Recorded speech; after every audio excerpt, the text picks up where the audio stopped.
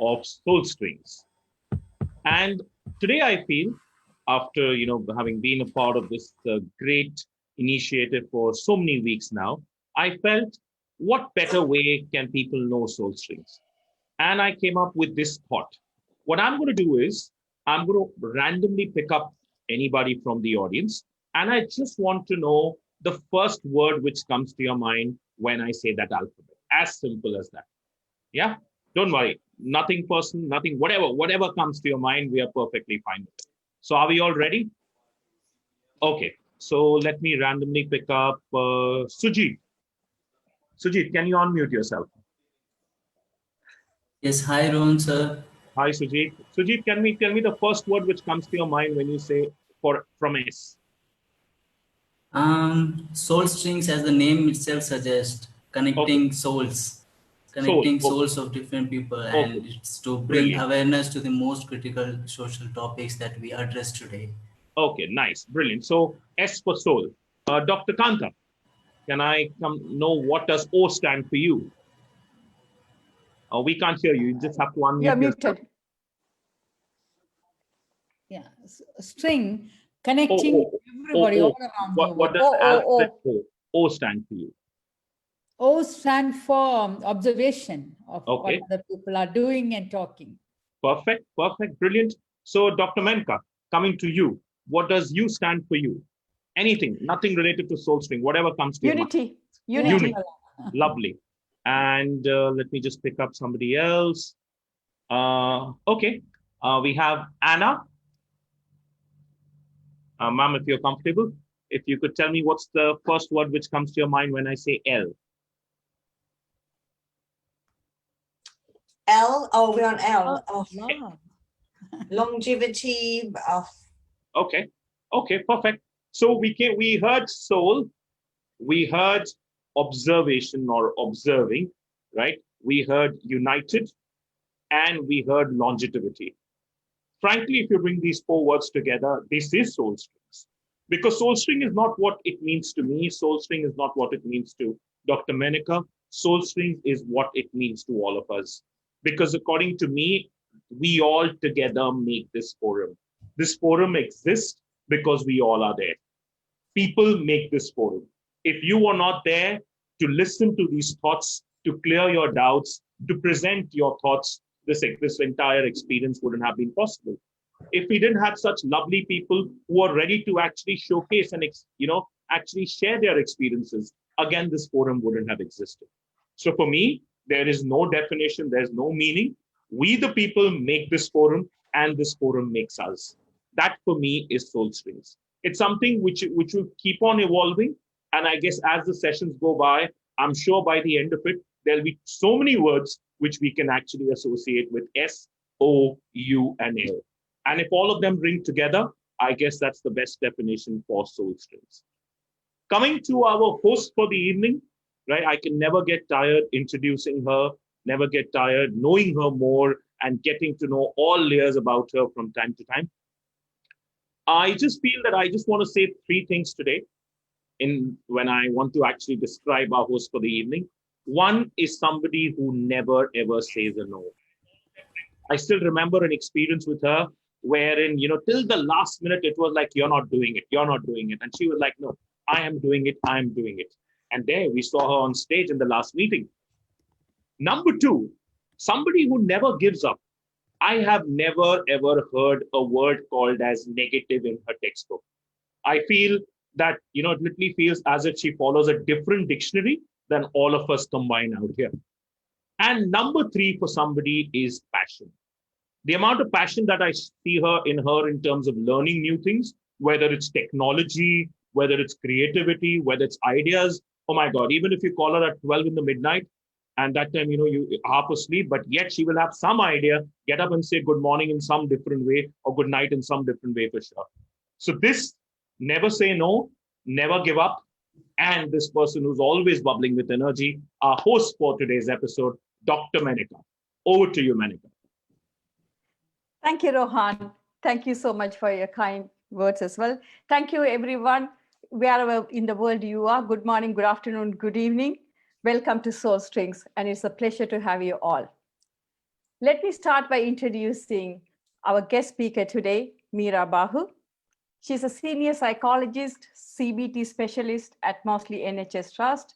She's been part of NHS for 11 years, and she's also a member of the Expert Advisory Group in NHS England. She runs high intensity courses at University of Surrey, CBT courses, and she's also mindfulness teacher, and a supervisor of trauma specialist. And the list goes on. So we have to stop at some point. So let me stop and hand it over to Meera Bahu just to tell a few words about you. Over to you, Meera.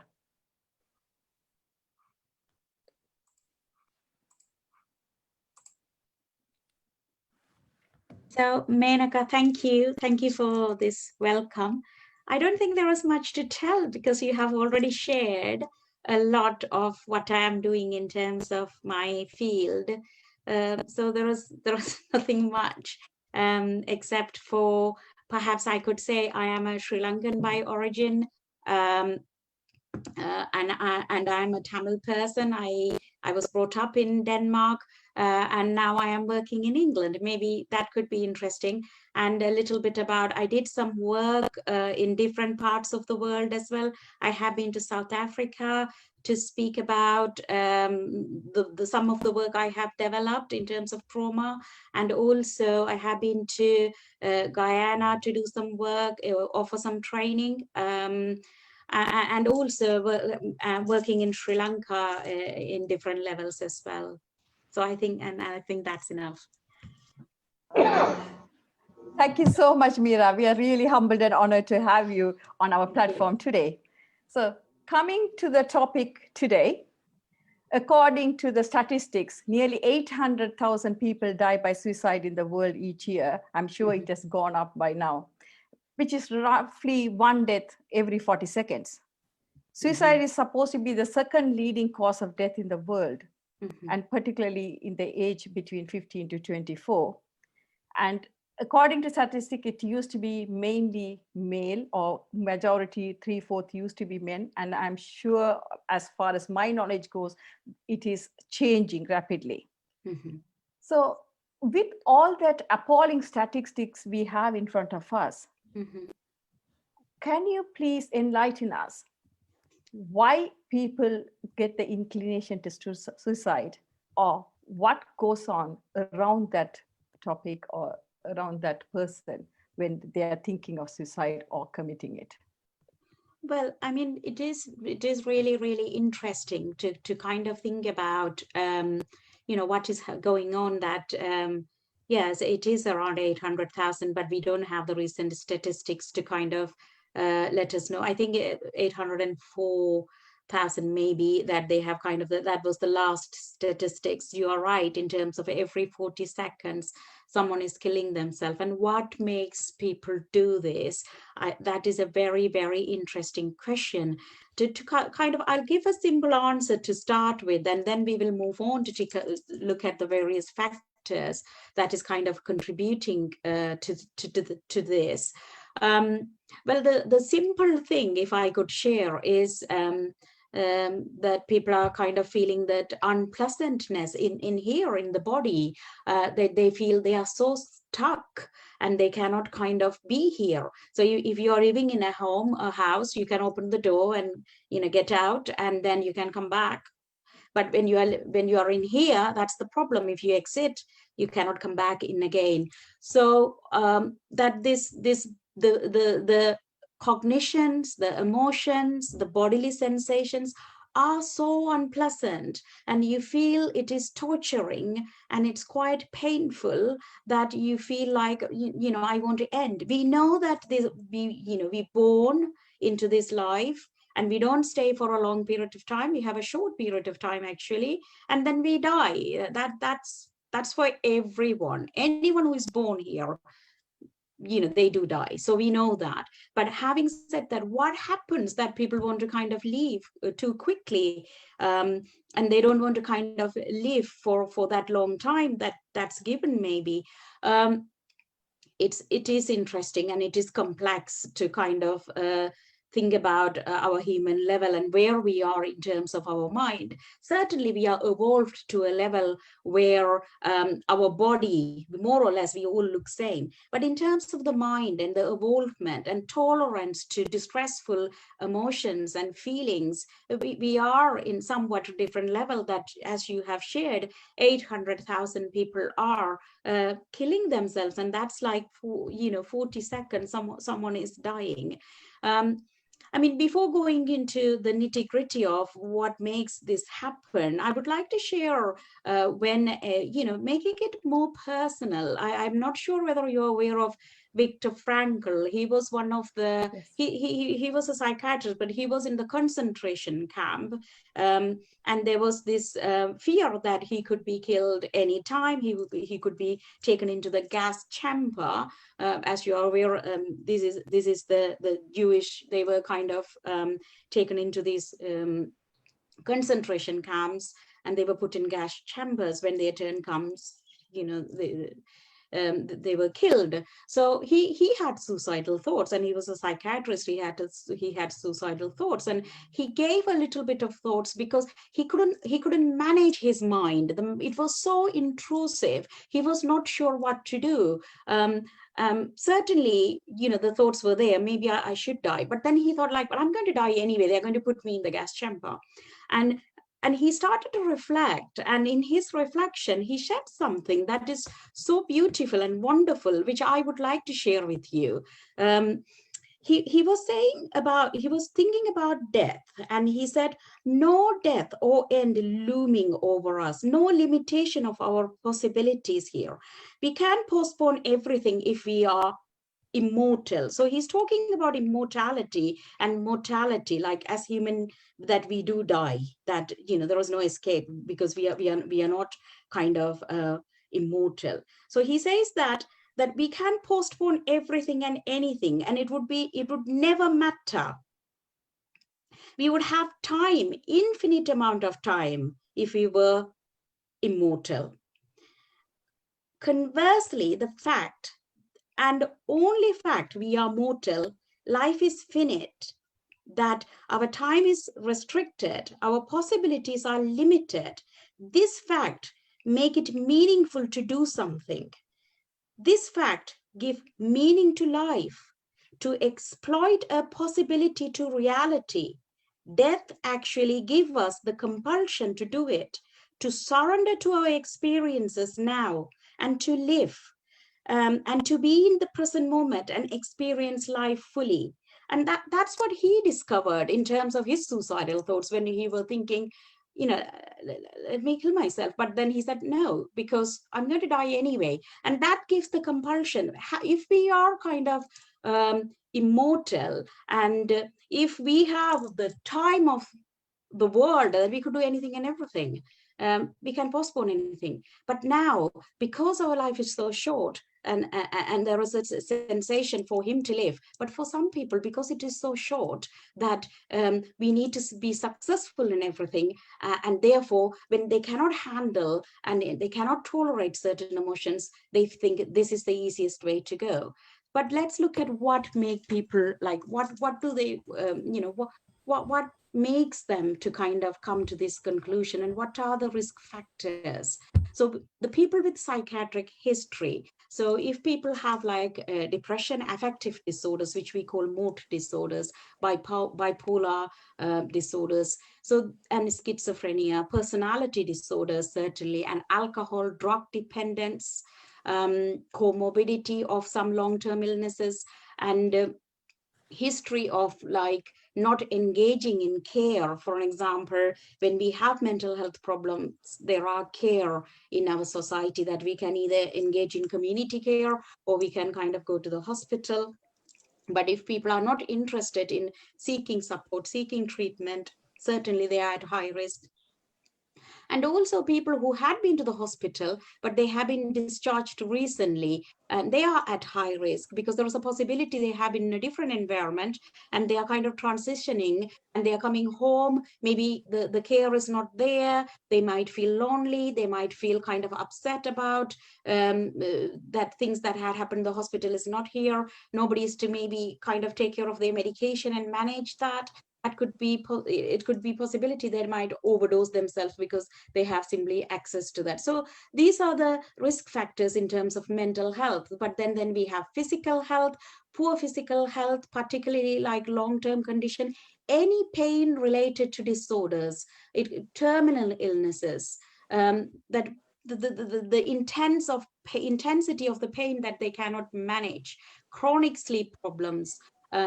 So these are the things that could be like in terms of physical health. Then we have a personal history, people who are kind of, they attempt suicide, previous attempts, violent methods of trying to hang themselves, jumping or using firearms to kill themselves, but didn't manage to do that. But there is a personal history of attempts, so that make them high risk as well. And family history, if the families who had killed themselves, there was a history of suicide in the family, and also history of kind of depression and other affective disorders. Somebody who is actually making statements they are going to end them in their life. Emotions, then we can look at emotions, cognitions, high level, intense level of emotional intensity in terms of anger or unable to manage their feelings of hurt, cognitions in terms of helplessness, hopelessness, belief that they are out of control, there is no, they cannot manage their lives. Suicidal ideation becomes so intrusive, they cannot manage the mind, that becomes too intrusive, that it becomes too painful, that they need to kind of leave. So people with that level of intense cognitions. And also current social circumstances are very important.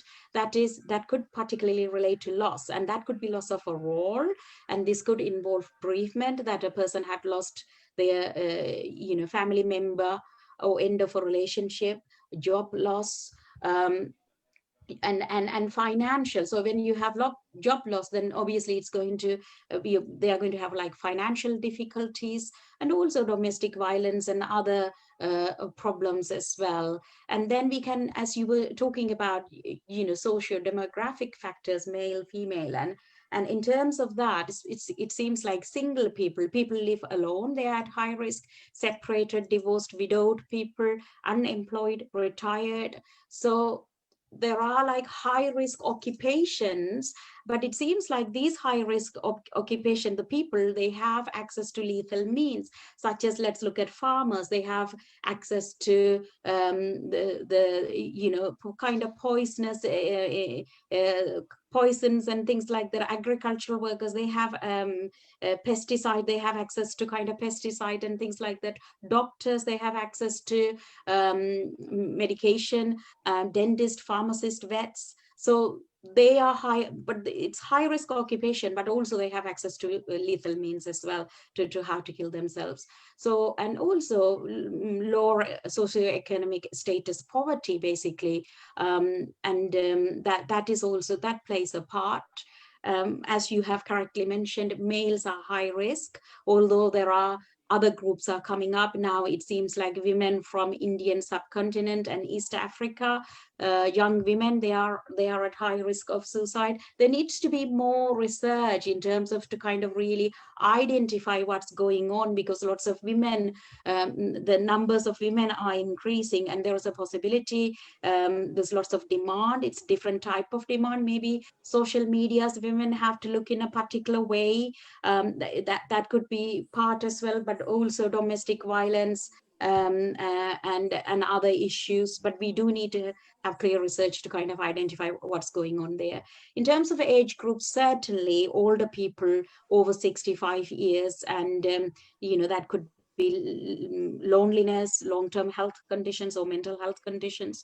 young men between 15 and 30. But if I could mention, interestingly, I think in 2017, they kind of looked at the numbers in India. Lots of suicide, I think around 7,000. I'm not sure about the numbers. I could be totally wrong. They were under 15. They were children.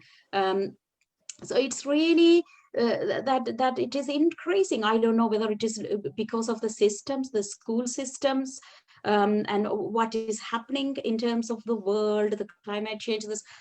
There are lots of different factors, but also there is in terms of cultural transition is taking place, that people who had been following a form of old culture, but now there's a transition, and what does that mean for young people to kind of manage that. And also there are other issues in terms of religious practices and things like that, and people moving from villages to towns to get jobs, job loss, and how to manage these new cultural transitions, childhood sexual abuse, and things that happen within the family, because most of the childhood sexual abuse happens by someone that who had known to the person, so either family member or friend or neighbor.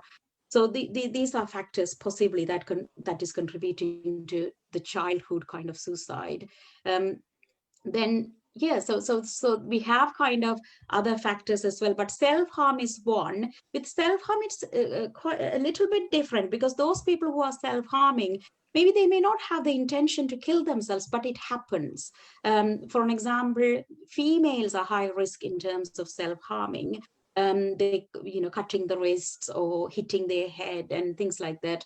And these people are, mostly associated with the personality disorders, borderline personality disorders, and certainly high rates of substance misuse that kind of leads to self-harm as well, and history of childhood adversity.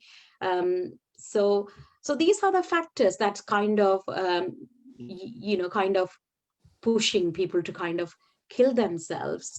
And it is quite complex, but this is what the research is suggesting. These are the people who are at high risk then, if we could say that.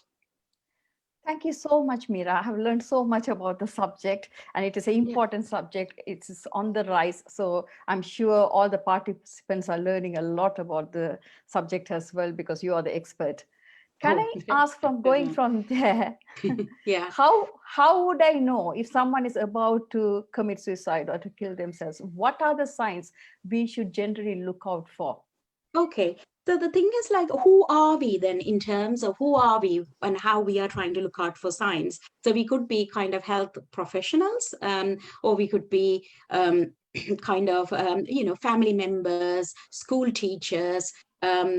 So we could be in different occupations. We all can kind of sense and see, we cannot be successful always, but certainly if you have a gut feeling there's something going on, I think that's the first sign. Always trust your gut feeling, and when you are seeing someone, or if something is not right, maybe you are right, something is going on with that person. But how we can kind of look at externally, we can look at like people who are excessive sad, like moodiness, and they are kind of displaying this long lasting sadness which you have not detected before, and mood swings, unexpected rage. So people who had been speaking to you in a respectful manner, maybe there was a personality change, so you might want to kind of look into that. There was a sense of hopelessness when you're having conversation. They keep talking about quite negatively. It's almost like they are wearing a dark glass and looking the world as dark, which you feel you cannot meet them there, because for them everything is dark, everything is hopeless. So there was a deep sense of hopelessness about future, with little expectation that circumstances are going to improve or can improve. So it could be, people who have lost jobs or lost their loved ones might speak in a particular way, that things are not going to change, there was no point me being here.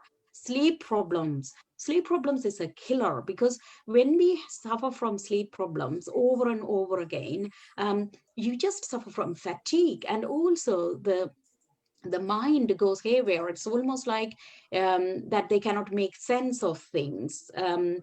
So sleep problems can be a huge factor. That if you notice someone, if you're a family member or suffering from sleep, not sleeping well, not engaging in activities, and they look different, that could be one of the factors. It could be also sudden calmness, that people have been going through lots of problems, and suddenly you sense a calmness in them. It's almost like they feel very different, and it's almost like they are firm about something. Especially these are the people who had made decision to end their life, and there's a clear plan, and they kind of, that gives them a short-term calmness. So you could notice that as well. And withdrawal, choosing to be alone, avoiding friends, social activities, kind of loss of interest and pleasure in things that they have been doing before. And you kind of notice that they haven't taken bath, they are not looking after themselves, there's huge self-neglect going on. So changes in personality and appearance. So appearance is very important. I guess that's how we can look at it externally. And also dangerous and harmful behavior. So people who had been silent and different, there's a personality change, either that they are kind of doing reckless driving, engaging in going out with different men, women, so increased use of drug, alcohol take. So it's, and also you see there was a value change in terms of life. They have been different before, now it's almost like they don't care about anything. So that could be kind of, that can give us a sign as well. So recent trauma, life crisis, if they have suffered recent crisis, that they might kind of kill themselves. There's, possibilities. Lots of people who suffer from PTSD, they might have gone through some traumatic event. Also losing someone to kind of, recently we have like issues related to COVID, to death, or even losing a pet, divorce, breakup of relationship, diagnosis of a major illness, or some serious financial condition, that they feel like they cannot come over. So making preparation is kind of, it's very difficult to detect if they are going to kind of make preparation without sharing. But there is kind of research suggests at least 50 to 75% of people who killed themselves had actually shared this in one way or other way to their friends, health workers, or a family member, at that they talked about it. So one of the things what we could do is to kind of look for signs, is to talk to the people maybe a little bit more and ask more questions, because when we are asking questions, they might be able to tell us. Suicide is not because people really want to do it. That's what they say, that, I mean, we don't know about the people who have killed themselves, but those who have attempted, they say that it's not something they want to do, but it is so hard to be in here. It's so unpleasant. It feels so unpleasant that I want to escape. If that's the case, if they could actually share, tell someone that this is happening. And usually when people are talking about, I'm not feeling bad and everything, depending on the culture, some people are quite open. So they would say, tell me about it. So what's going on for you? But whereas other people, they are quick to advise. They'd say, oh, why don't you go and see this? Why don't you go to the temple? Why don't you go and do this? It's good to say that, but maybe before even giving that advice, you might want to listen to what that person is saying. So when they are kind of talking about, or when they are not feeling well, it's about, what's going on? You don't look that well.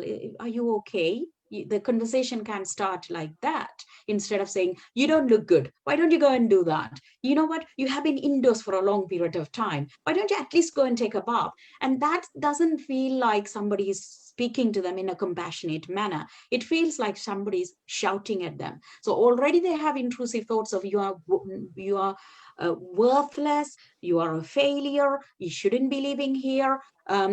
That kind of thought. Why don't you just disappear? Why don't you go to sleep and never wake up? And these are the thoughts that goes through their mind. So if we go and talk to them like that, we might be caring, because parents are quite caring, siblings are caring, even health professionals are caring. But sometimes when we are caring, we come across as punitive. We kind of, sometimes we tend to shout, stop it, why are you doing that? And that can hear us like, go, die, get lost. They can hear like that. Not that we are trying to say that to them, but that's what they will be hearing, because as I said, they are wearing a dark glass, everything look dark. If somebody, their tone, even the tone of the voice, even though they are saying something really wonderful, but the tone of the voice is not right. So this is where it is very important to really be calm and say, I've noticed that you have been feeling unwell. Is there anything I can help you with? I know it must be difficult for you. I have been in that space. So like starting a conversation like that would be useful. And then actually asking them, have you had thoughts of suicide? And do you have any intention? Are you planning? So it's about first exploring about the thoughts. And they might say, yes, actually, you know what? I feel ashamed talking about it, but I had thoughts. Yes, I am planning. This is how I want to do it. There's a possibility when they are speaking to really compassionate individuals, they might reveal. It's important they reveal, because if they are revealing, it's ask for help. They are asking, they are crying for support. So that time we can come in and we can intervene and we can help. So yes, you were asking for the signs, and I think I was going a little bit over and I was speaking about that and how that we can give care and support. So people who receive caring, they have caring, people who receive support, people who have caring friends and family members who have access to mental health services, they have thoughts, they are less likely to act on their suicidal impulses. Whereas those who are socially isolated, they tend to do that. So what we need to kind of think about how we can support them, and that could even a family member looking after the medication or friend looking after the medication, so they don't have access to any means to kill themselves when they are going through that. One of the normalizing thing that we could do is everybody have suicidal thoughts. All of us have suicidal thoughts. We might not notice that. This is the problem with thoughts. We might have they say around 60,000 thoughts. Some of them say 60,000 thoughts for some seconds or something, and other people are saying more or less and things like that. It doesn't matter, but some people, these thoughts can be intrusive and it feels like facts, whereas for other people it doesn't. It's just fleeting. It comes, stay for a while, boom, it's gone. For some people it comes, stay a little bit longer, and that time is a dangerous time for them, because those are the times where these dark thoughts make them to kind of plan or have an intention to kill themselves. So we have two groups. One, plan and kill themselves. The other group, quiet, impulsive. They do it. There's no plan, nothing. You cannot see it, and they do it. So again, it's the emotions with those people who are impulsive, they are rather emotional, and they have a particular personality which you might kind of sense. But with planning, sometimes it's very difficult to detect, but they might show some signs. So you might want to kind of look at that. Again, going with the gut feelings. I think gut feelings are important, if especially when you know the person. And if you feel somebody is in danger of killing themselves, it's very important not to leave that person alone. If possible, ask help from friends and family members, so you could kind of you have a support network for yourself if you're dealing with someone who are highly suicidal, because this can have an impact on ourselves as well, and how we can take care of ourselves. So it's important self-care for them, but also self-care for yourself. So the other things is removing things from them and ensuring that they don't have access to any lethal means to kill themselves, and ensuring that they have emergency contact details, and wherever you are, because if you're all over the world, you might have different kind of information that would be relevant. But for here, of course, you could go to your GP, ask for emergency appointment. That is important to say, emergency appointment. If you're going to the GP with intense level of suicidal thoughts, A&E, you can just walk in. And also in each borough, there are crisis line, home treatment teams. I mean, at the end, just call 911, and that's emergency call. And also there are Samaritans, there are national suicide prevention line. So all these things that you can make use of to talk to someone. If you're supporting someone who is suicidal, oh, they can themselves access support like that as well. But it is important, I think, is to kind of understand their pain, understand that they are suffering, and being there as a compassionate person. I hope this has Thank you so answered much. some of. Yes, Yeah. of course. More than that, you have answered my next question as well. So I'm going to skip the question. The next, I Okay. was about to ask you how we can support as a community to, but that's okay because everyone has learned. I have learned a lot as well. Thank you. Yeah, Yes, but as you said, let me this- share a little yeah. bit community wise, Menaca. What you are doing is very helpful. I think what you are doing is bring awareness. So these programs in community, people are quite ashamed to talk about these things. When we come to individual family members, health workers, it's different. But if we look at community, sometimes we have community who lives in some form of secrecy, and they don't want to talk about these things. They think it's not normal. Let's think about it, who are killing themselves. Actually, the high risk group is doctors, highly educated professional, very intelligent. So this has nothing to be ashamed of, because this is something about community coming together and looking at it. For an example, in Guyana, 3 years ago, they were number one country in the suicide. The community, they had to resolve that. They had to come out. They had to search for support and do it in a different level. So it's not just the hospital one. There are different levels of support. Like you are doing a talk show here, and there could be some workshops, and there could be other things, and making it normal to kind of talk about these issues, and not making people ashamed that we all are experiencing this in our community, like flu. Maybe you are not ashamed to say, I'm suffering from flu. I'm not going to come to work today. But when it comes to mental health and these issues, we don't talk about it. If you have a mind, you will have mental health issues. So everybody will have that at a point in your life. So if you have physical body, yeah, you are going to have physical health. That's equally like that. But somehow the mental health history had gone through such a severe kind of stigma and discrimination and things like that. And there's such shame, and we need to. I think we are in this. We are at this time, this new era where we do need to overcome that, and look at health as holistic rather than this separate thing like physical and mental kind of in separation. So I just wanted to add that. Thank you so much, Meera, about it, because as my struggle with stress disorder or mental health issue is no secret, and I openly talk about it only for that reason, that Yes. nobody is beyond it. And as you say, dentists and doctors are at high risks as well. Yes. And people Yes. don't usually think. And as care providers, as healthcare professionals, we are always thinking about how to provide the care. We often neglect our own care or own health. So I think, Exactly. and 1 in 4 people have mental health issues.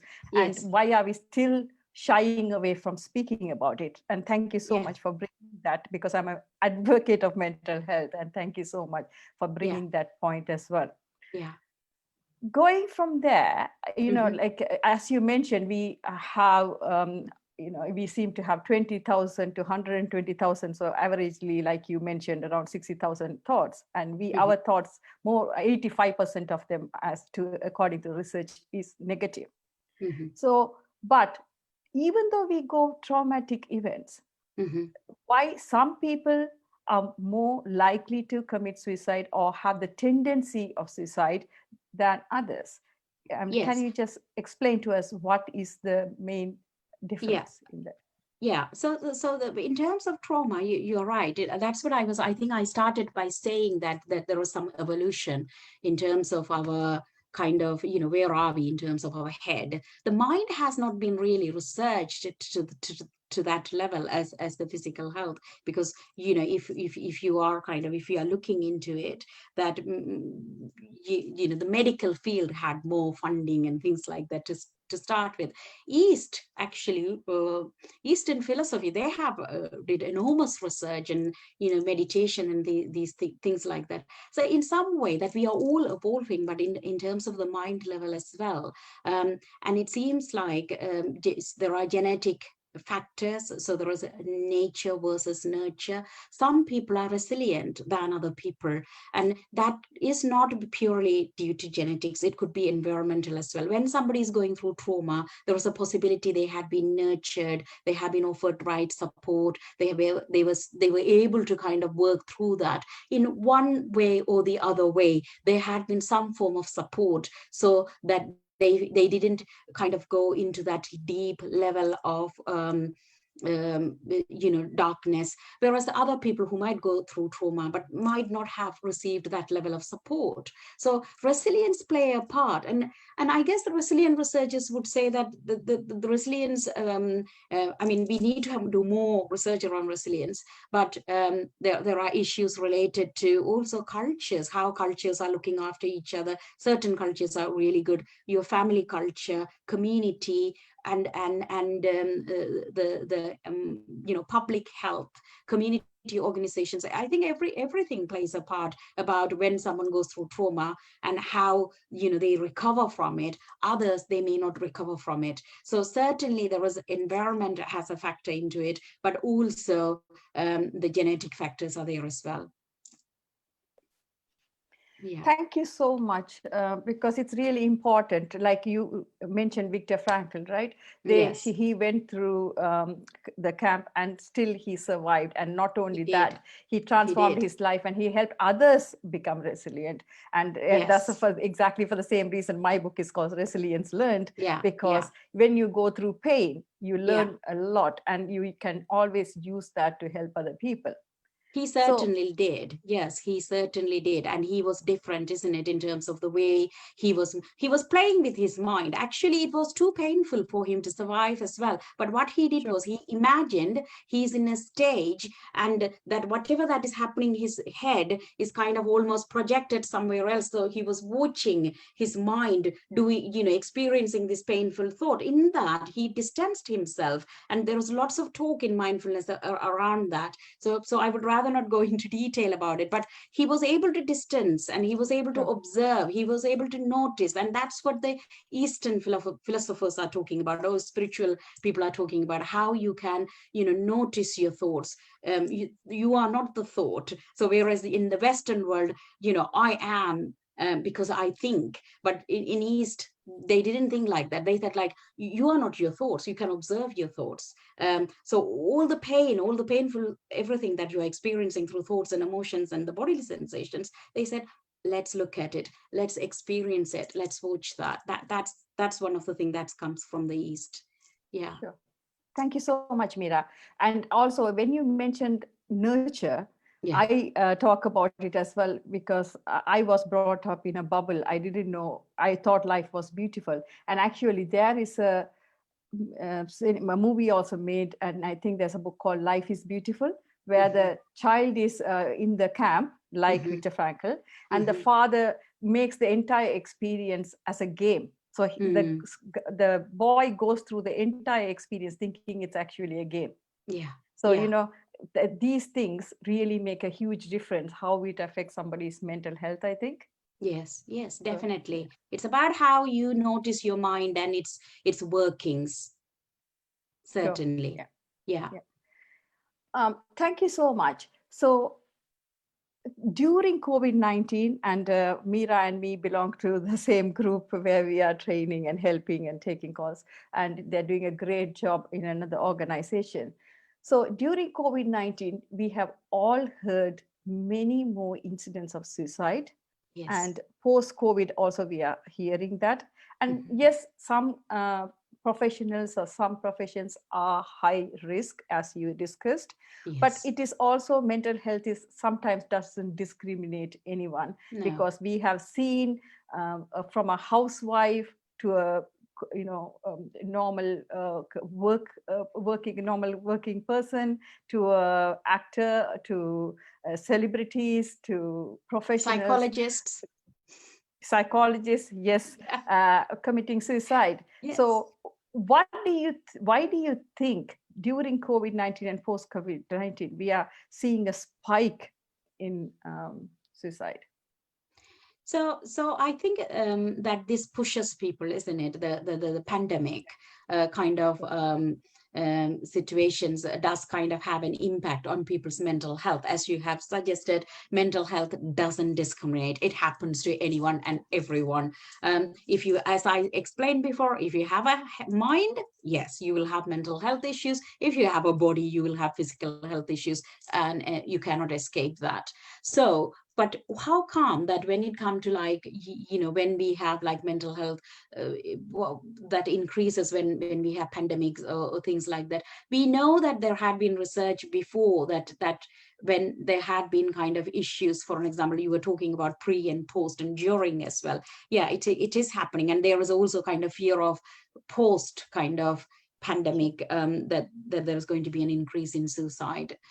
We have evidence in terms of death, suicide increased in the USA. I think there was an influenza pandemic in 1918 or 1919s. And we kind of know that from that, there were the deaths by suicide increased at that time. And also 2003, the SARS, the severe acute respiratory syndrome, when that happened, also that we know that there was a, lots of people killed themselves.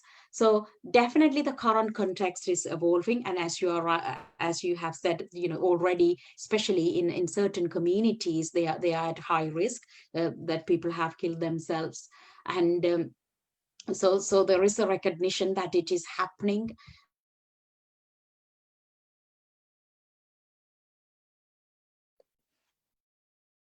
Meera, we can't hear you.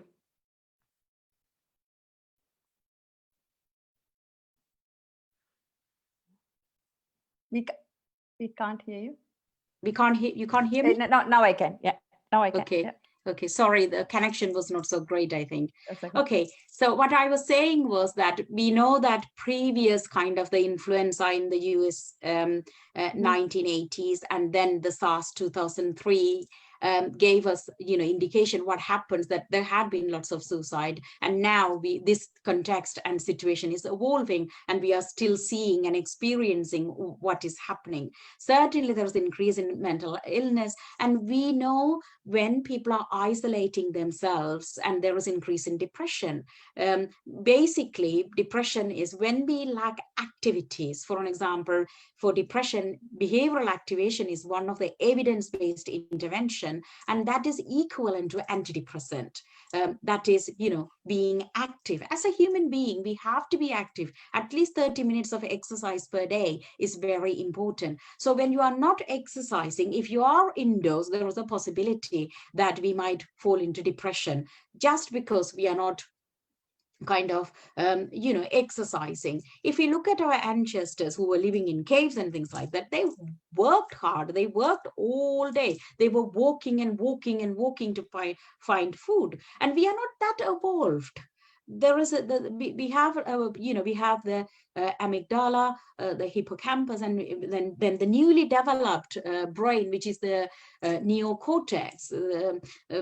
So we have some developments. However, we are not that developed from our ancestors who were living in caves and who were doing lots of physical activities. And today, already, our physical activity is so low. So no wonder that, 1 in 4 is depressed.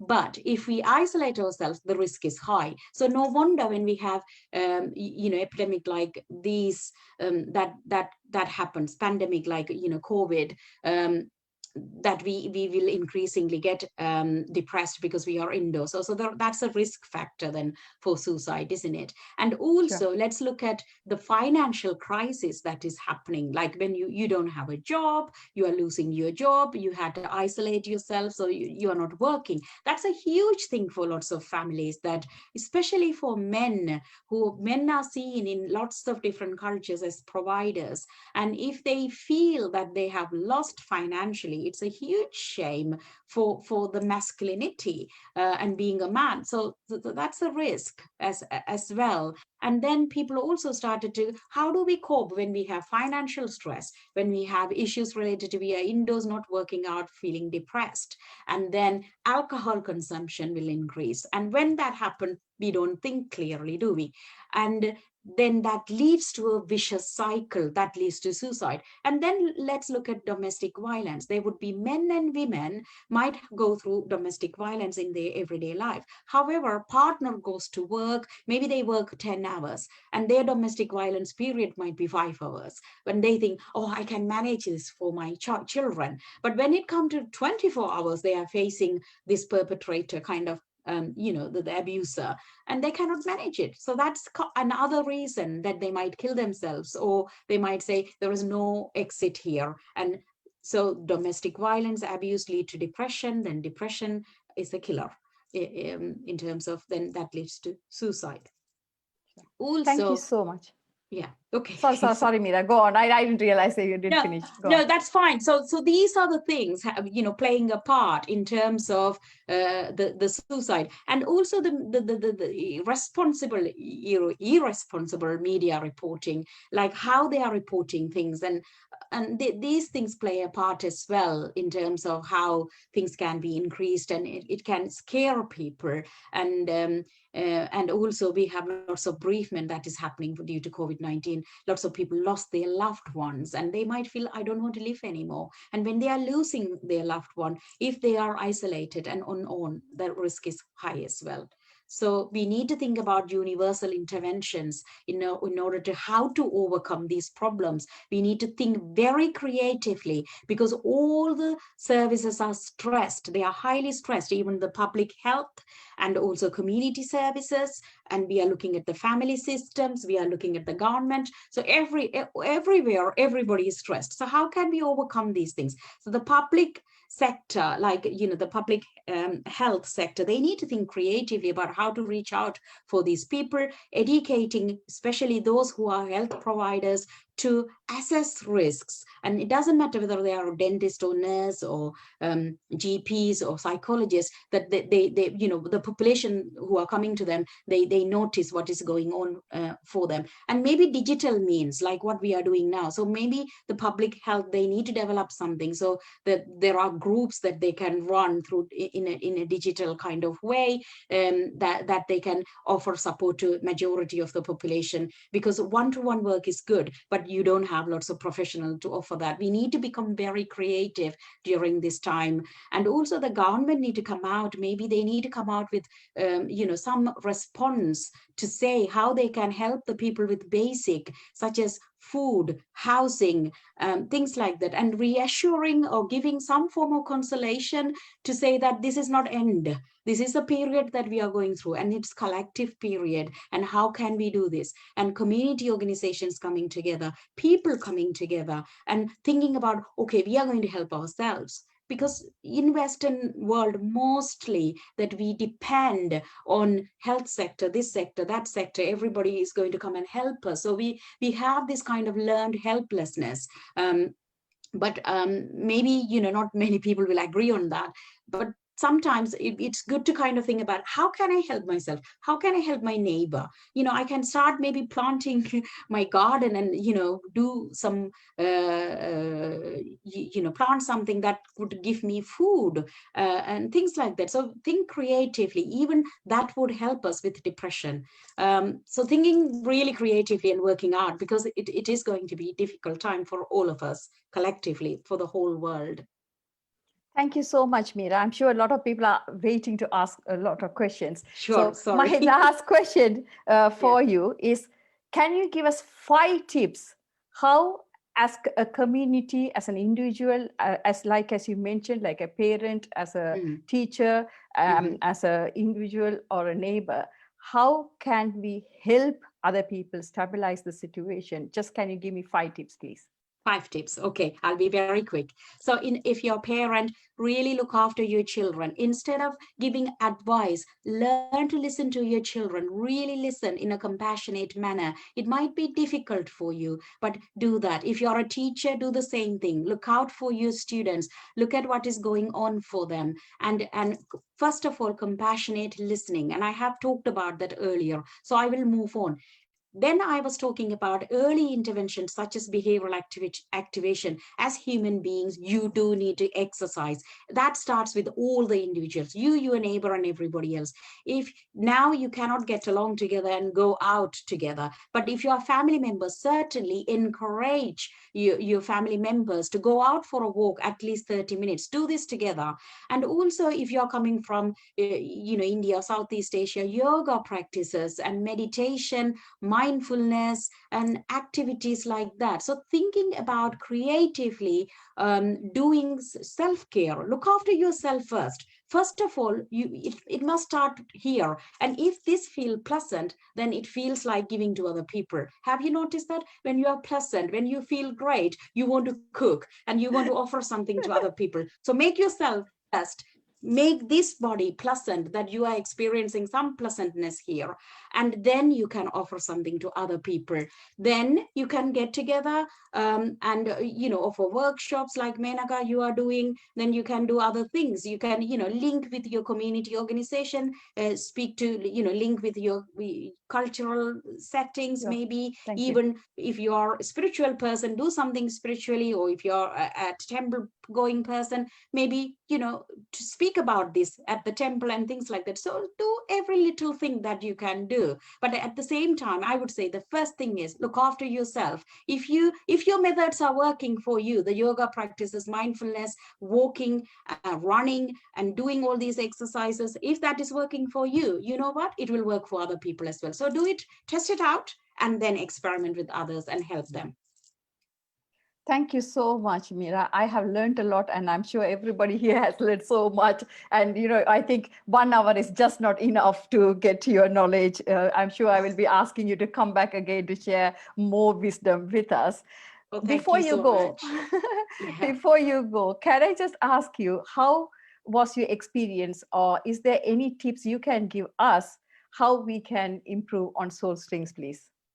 Well, in terms of, I really love this program. It's lovely that, it's a talking, because one of the things is I felt free. I don't have to be a psychologist to be talking here with the slides. So I love the idea of a talk show where you are asking questions and, there are people who can interact as well. I think you might need to do more advertising. I don't think that you need to improve anything here, but you need to do more advertising, because there are lots of people out there who love to kind of come to this type of talk shows, and I think that's one tip I would give it to you. Do advertise more in different levels like Twitter, social medias, and yeah. Thank you so much, Meera. That is not my forte, and I'm sure I will ask someone in my team how I can do that. I can do the delivery bit, and I'm like not an expert. So if the members, maybe I could share, if the members, all of you, share to your friends and family, that would be useful and helpful. Yeah, thank you so much, Meera. Thank you. Just before we open the floor to all the audiences to ask the question, just to let you know, when you ask the questions, it will be a safe environment. We are live streaming right now on Facebook. However, as the time comes, I will be stopping the live streaming. So whatever you ask questions, it will be in a safe environment, and privacy will be maintained. And for those who are listening to Facebook, in the Facebook, if you want to know more, you have to join in the Zoom section, because for the privacy reason, I will be stopping it with that. So before we open the floor to all the audiences, let me tell you, you can either come on video and ask the questions personally to Meera, or you can send those questions privately to Swati, and she will ask those questions anonymously. I hope you understand, but if you haven't, please put it in the chat box, and I'm sure all the other team members will discuss it with you further. Please. And before we go any further about asking the questions, I will hand it over to Frank for the vote of thanks, please. Thank you, Meera ma'am, for this wonderful presentation. It was a wonderful presentation. I hope and pray that all the audience who are listening will be blessed by this, would be blessed by this. I think some point of time, we would have gone through some situations like this, or we would have had people come across situations like this, who we could have helped, or perhaps we didn't know how to help. I hope and pray that you and me will, God will use us as instruments to bring people to help people who are committing suicide or undergoing depression. Before I end this with a vote of thanks to Meera ma'am, it was a lovely presentation, and thank you so much. All of us have been Thank you blessed for by that. inviting me here. Thank you. Thank you so much. And it wouldn't have happened without Dr. Menaca and her team. So on behalf of the Soul Strings, we would like to thank you very much, Meera ma'am, and all the patient listeners. Just two thoughts which struck me was the thoughts and emotions are very important. What we take as input is what we do output, and nature to nurture, nature to nurture. So the importance of the environment, the family, our friends, the inner circle who we move around, that makes a lot of difference in bringing us or growing us in a healthy environment. So words has the power to heal and to create or to destroy. So the words what we speak, what you have spoken, ma'am, I think it would have brought a lot of healing to people, and it will bring healing to people, and it will give life to people. It will give new creation. This is what we believe. Negative thoughts bring destruction, but positive thoughts, what you have spoken and what we speak through the soul strings, let it be a blessing to thousands of people, and let it be a blessing, and let them come out of all the negative things that they have. God bless you once again, and all the people who have attended. Thank you so much. Thank you so much, Frank. It's always a pleasure to listen to you speak about give vote of thanks. Thank you so much for that. Massive thanks to Meera. Before we go, next week, same time, same place, we will be speaking about healing from sexual abuse. So it is another topic which it's hardly spoken about, but I think it's high time we open up and speak in the communities and individually and in the families, because it's really, really important. For us to find any solutions, we need to speak about it. We need to have open conversations, and we have to have discussions. And that's the reason it will be Kirubai Kohat. She is a dear friend of mine, and she would be speaking about her experiences and how she healed herself and how she now helps other people heal from that as well. So thank you so much. I'm going to stop live telecast and hand it over. Floor is yours. Please unmute yourselves and start asking questions.